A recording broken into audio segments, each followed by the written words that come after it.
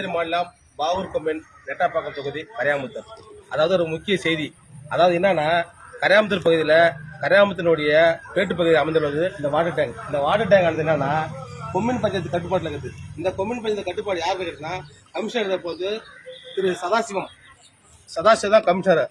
அவர் வந்து 6 மாத காலமாக இந்த பகுதியில் பல்வேறு பிரச்சனைகள் நிலவுது.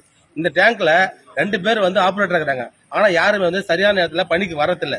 அப்படி வந்தாலும் காலை 6 மணிக்கு வரல, சாயங்காலமா காலை 9 மணிக்கு தண்ணி தருவாங்க. இப்போதைக்கு இன்னைக்கு சூழ்நிலை பார்த்து வராங்க. ஆனா இடத்த பாத்தீங்கன்னா பல்வேறு சீர்கேடு பாருங்க. இங்க பாருங்க, குடிநீர் இருக்கிற இடத்துல பாருங்க தண்ணி, இந்த தண்ணி இங்க இருக்குது. இந்த தண்ணி வந்து குடிநீர்ல கலந்தா எப்படி மக்கள் குடிக்க முடியும்? இவ்வளவு சீர்கேடு. இந்த இடமெல்லாம் எப்படி இது பாத்துங்க. இந்த இடமெல்லாம் பாருங்க, இவ்வளவு சீர்கேடு கிடக்குது. இந்த இடம் பல்வேறு முறை அந்த கமிஷனர் முறையிட்டோம். கமிஷனர் எதுவுமே செவி சாய்க்கிறது கிடையாது. அப்போ இன்னைக்கு நாங்க காலைல ஒரு கமிஷனர் தொடர்பு கொண்டு, ஐயா எங்க பகுதி தண்ணி வரல சொல்றோம். அதுக்கு அந்த கமிஷனர் சொல்றாரு, வேலை செய்யற ஆளை போய் நீங்க உதைங்க, கும்பகொண்டு உதைங்கன்னு சொல்றாரு. இது எந்த வித நியாயமாகும்? ஒரு அரசு அதிகாரியே இப்படி வந்து தனமா பேசுறாரு.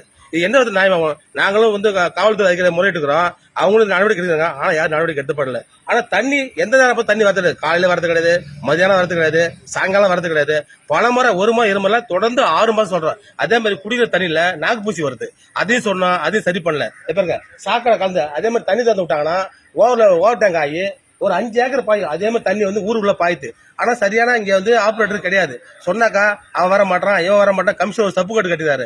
இன்னைக்கு சொன்னது கமிஷனர் இது மாதிரி பேசுறாரு. தயவுசெய்து இதே நிலைமை நீடிச்சா திங்கட்கிழமைக்கு மக்களை ஒன்று திரட்டி மிகப்பெரிய போராட்டம் நடத்தும் சொல்லிட்டு எச்சரிக்கையாக இந்த கமிஷனர் சதாசிவம் அவர்களுக்கு எச்சரிக்கை என்பதுதான் நாங்கள் கூறிக்கொண்ட இந்த கிராம சார்பான முக்கிய செய்தியாக சொல்றோம். நன்றி, வணக்கம்.